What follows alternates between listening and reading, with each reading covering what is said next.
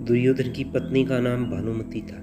भानुमति के कारण ही यह मुहावरा बना है, कहीं की ईंट कहीं का रोड़ा, भानुमति ने कुनबा जोड़ा। भानुमति कंबोज के राजा चंद्रवर्मा की पुत्री थी। भानुमति बहुत ही सुंदर, आकर्षक, बुद्धिमान और ताकतवर थी। उसकी सुंदरता और शक्ति के किस्से प्रसिद्ध थे। यही कारण था कि भानुमति के स्वयंवर में शिशुपाल, जरासंध, रुक्मी, वक्र, कर्ण आदि राजाओं के साथ दुर्योधन भी गया हुआ था। कहते हैं कि जब भानुमति हाथ में माला लेकर अपनी दासियों और अंगरक्षकों के साथ दरबार में आई और एक एक करके सभी राजाओं के पास से गुजरी, तो वह दुर्योधन के से सामने भी गुजरी। दुर्योधन चाहता था कि भानुमति माला उसे पहना दे, लेकिन ऐसा नहीं हुआ।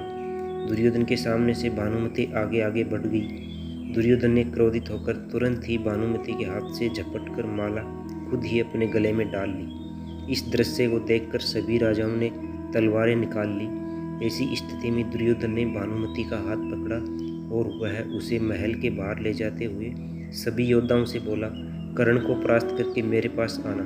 अर्थात उसने सब योद्धाओं से कर्ण से युद्ध की चुनौती दी, जिसमें कर्ण ने सभी को परास्त कर दिया। लेकिन जरासंध से कर्ण का युद्ध देर तक चला।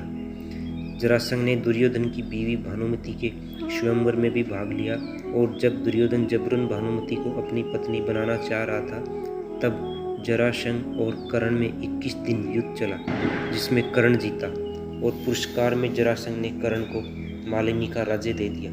ये जरासंध की पहली हार थी। इस तरह दुर्योधन ने भानुमति के साथ जबरन विवाह किया।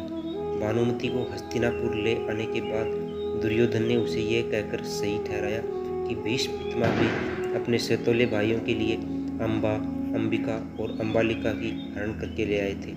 इसी तर्क से भानुमति भी मान गई और दोनों ने विवाह कर लिया। दोनों की 2 संतान हुई। एक पुत्र लक्ष्मण था, जिसे अभिमन्यु ने युद्ध में मार दिया था, और पुत्री लक्ष्मणा, जिसका विवाह कृष्ण के जाम्बवती से जन्मे पुत्र सांब से हुआ था। दूसरी ओर अभिमन्यु की पत्नी वत्सला बलराम की बेटी थी। बलराम चाहते थे कि वत्सला की शादी दुर्योधन के बेटे लक्ष्मण से हो। वत्सला और अभिमन्यु एक दूसरे से प्यार करते थे। अभिमन्यु ने वत्सला को पाने के लिए घटोत्कच की मदद ली। घटोत्कच ने लक्ष्मण को इतना डराया कि उसने कसम खा ली कि वह पूरी जिंदगी शादी नहीं करेगा। इसी कारण यह कहावत बनी। भानुमति ने दुर्योधन को पति चुना नहीं, दुर्योधन ने जबरदस्ती शादी की। अपने दम पर नहीं, कर्ण के दम पर किया भानुमति का हरण। दूसरा, भानुमति की बेटी लक्ष्मण को कृष्णपुत्र सांब भगा ले गया था।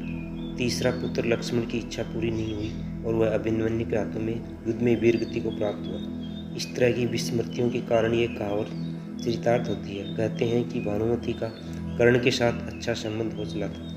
दोनों एक दूसरे के साथ मित्र की तरह रहते थे। दोनों की मित्रता प्रसिद्ध थी। भानुमति बेहद ही सुंदर, आकर्षक, तेज बुद्धि और शरीर से काफ़ी ताकतवर थी।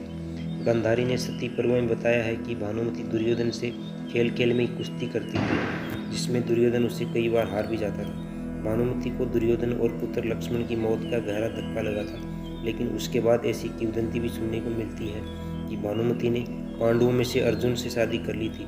कहते हैं कि भानुमति का कर्ण के साथ अच्छा संबंध हो चला था।